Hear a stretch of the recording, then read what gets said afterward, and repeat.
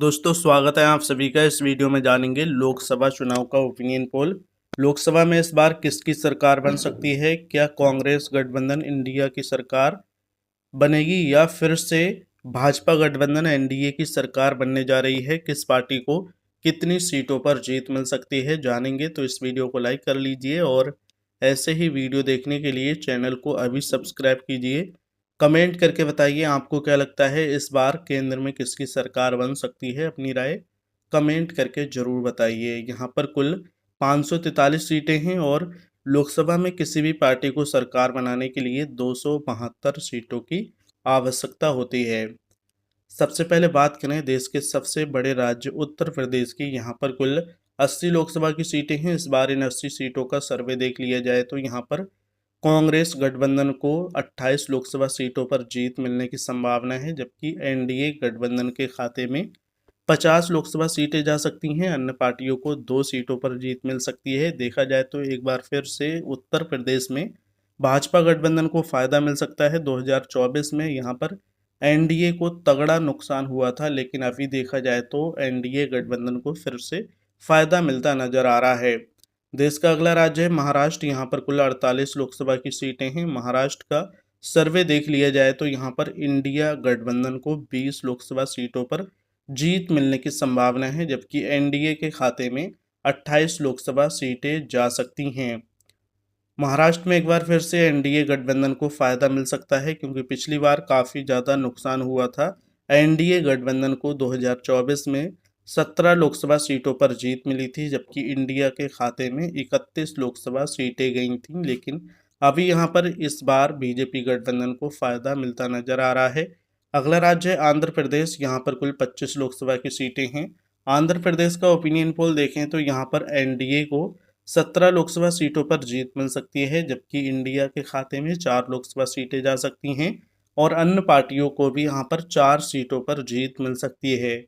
देश का अगला राज्य है पश्चिम बंगाल। यहाँ पर कुल 42 लोकसभा की सीटें हैं। इस बार पश्चिम बंगाल का सर्वे देख लिया जाए तो यहाँ पर इंडिया गठबंधन को 15 लोकसभा सीटों पर जीत मिलने की संभावना है, जबकि एनडीए के खाते में यहाँ पर 27 लोकसभा सीटें जा सकती हैं। अन्य पार्टियों का खाता नहीं खुल पा रहा है। पश्चिम बंगाल में इस बार बीजेपी गठबंधन को बड़ा फायदा मिलता नजर आ रहा है।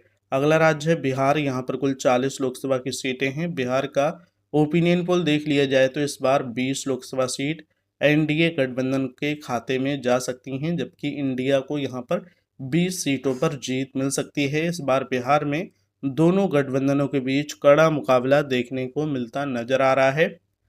अगला राज्य है तमिलनाडु। यहाँ पर कुल 39 लोकसभा की सीटें हैं। तमिलनाडु का ओपिनियन पोल देखें तो यहाँ पर एनडीए गठबंधन को 9 लोकसभा सीटों पर जीत मिल सकती है, जबकि इंडिया के खाते में यहाँ पर 30 लोकसभा सीटें जाती नजर आ रही हैं। तमिलनाडु में देखा जाए तो एक बार फिर से इंडिया गठबंधन को फायदा मिल सकता है। अभी तक लोकसभा की 274 सीटों का ओपिनियन पोल देख चुके हैं।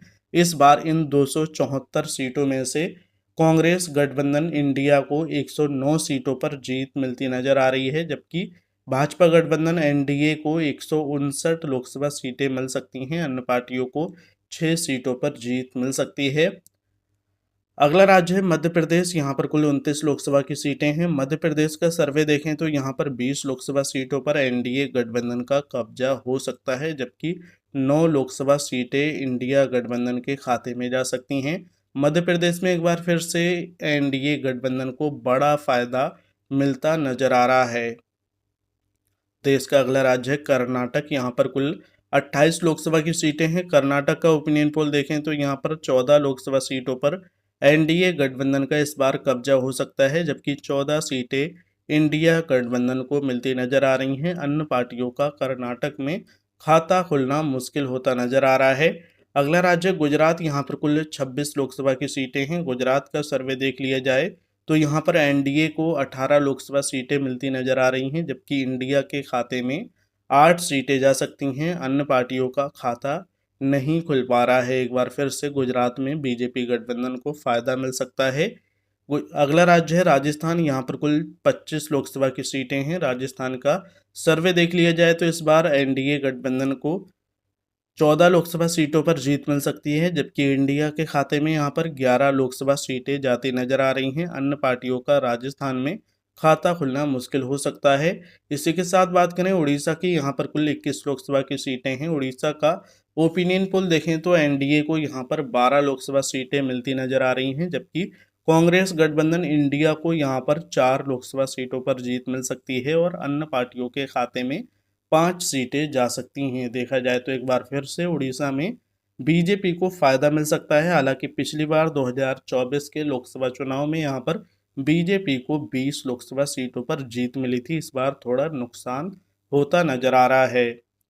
अगला राज्य है केरल, यहाँ पर कुल 20 लोकसभा की सीटें हैं। केरल का ओपिनियन पोल देखें तो यहाँ पर एनडीए को 1 सीट मिलती नजर आ रही है, जबकि इंडिया के खाते में 18 लोकसभा सीटें जा सकती हैं और 1 लोकसभा सीट अन्य पार्टियों को मिल सकती है। इसी के साथ बात करें तेलंगाना की, यहाँ पर कुल 17 लोकसभा की सीटें हैं। तेलंगाना का ओपिनियन पोल देखें तो इस बार 5 लोकसभा सीट इस बार एनडीए गठबंधन को मिलती नजर आ रही हैं, जबकि कांग्रेस गठबंधन इंडिया को यहां पर 8 लोकसभा सीटों पर जीत मिल सकती है और 4 सीटें अन्य पार्टियों के खाते में जा सकती हैं। अगला राज्य असम, यहाँ पर कुल 14 लोकसभा की सीटें हैं। असम का ओपिनियन पोल देखा जाए तो 8 लोकसभा सीट इस बार एनडीए गठबंधन के खाते में जा सकती हैं, जबकि यहाँ पर इंडिया को 5 लोकसभा सीटों पर जीत मिल सकती है और 1 लोकसभा सीट अन्य के खाते में जा सकती है। अगला राज्य झारखंड, यहाँ पर कुल 14 लोकसभा की सीटें हैं। झारखंड का ओपिनियन पोल देखा जाए तो यहाँ पर एनडीए गठबंधन को 6 लोकसभा सीटें मिलती नजर आ रही हैं, जबकि इंडिया के खाते में 5 सीटें जा सकती हैं। अन्य पार्टियों का खाता नहीं खुल पा रहा है। देश का अगला राज्य है पंजाब, यहाँ पर कुल 13 लोकसभा की सीटें हैं। पंजाब का ओपिनियन पोल देखें तो यहाँ पर एनडीए गठबंधन को इस बार 1 लोकसभा सीट पर जीत मिल सकती है, जबकि इंडिया गठबंधन के खाते में 8 सीटें जा सकती हैं और अन्य पार्टियों को 4 लोकसभा सीटों पर जीत मिल सकती है। इसी के साथ बात करें छत्तीसगढ़ की, यहाँ पर कुल 11 लोकसभा की सीटें हैं। छत्तीसगढ़ का सर्वे देख लिया जाए तो यहाँ पर भाजपा गठबंधन के खाते में 6 लोकसभा सीटें जाती नजर आ रही हैं, जबकि कांग्रेस गठबंधन को 5 सीटों पर जीत मिल सकती है। अन्य पार्टियों का यहाँ पर भी खाता नहीं खुल पा रहा है। आपको बता दें 2024 के लोकसभा चुनाव में बीजेपी को यहाँ पर 10 लोकसभा सीटों पर जीत मिली थी, 1 सीट कांग्रेस को मिली, लेकिन अभी देखा जाए तो यहाँ पर बीजेपी को इस बार नुकसान होता नजर आ रहा है। अगला राज्य हरियाणा, यहाँ पर कुल 10 लोकसभा की सीटें हैं। हरियाणा का ओपिनियन पोल देखें तो इस बार एनडीए गठबंधन को यहाँ पर 7 लोकसभा सीटों पर जीत मिल सकती है, जबकि इंडिया के खाते में 3 लोकसभा सीटें जाती नजर आ रही हैं। इसी के साथ बात करें दिल्ली की, यहाँ पर कुल 7 लोकसभा की सीटें हैं।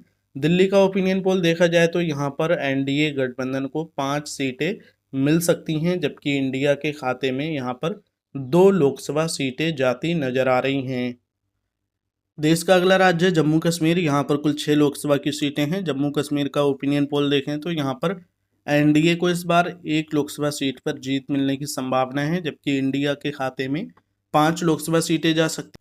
दिल्ली और जम्मू कश्मीर के बाद बचे हुए केंद्र शासित प्रदेशों की बात करें तो कुल 6 लोकसभा की सीटें हैं। इस बार इन 6 सीटों में से एनडीए को 3 सीटें मिलती नजर आ रही हैं। इंडिया गठबंधन के खाते में 3 लोकसभा सीटें जा सकती हैं। अगला राज्य है उत्तराखंड, यहाँ पर कुल 5 लोकसभा की सीटें हैं। उत्तराखंड से एनडीए गठबंधन को 4 सीटों पर जीत मिलने की संभावना है, जबकि 1 लोकसभा सीट यहाँ पर इंडिया गठबंधन को मिल सकती है। अगला राज्य है हिमाचल प्रदेश, यहाँ पर कुल 4 लोकसभा की सीटें हैं। हिमाचल प्रदेश का ओपिनियन पोल देखें तो यहाँ पर एनडीए गठबंधन को इस बार 3 सीटों पर जीत मिलने की संभावना है और 1 लोकसभा सीट इंडिया के खाते में जा सकती है। अन्य राज्यों की बात करें जैसे मणिपुर, गोवा, नागालैंड, मिजोरम, सिक्किम जैसे छोटे छोटे राज्य हैं, कुल 11 लोकसभा की सीटें हैं। इस बार इन 11 सीटों में से 5 लोकसभा सीट एनडीए गठबंधन के खाते में जा सकती हैं, जबकि इंडिया को यहाँ पर 5 सीटों पर जीत मिल सकती है और अन्य के खाते में 1 लोकसभा सीट जा सकती है।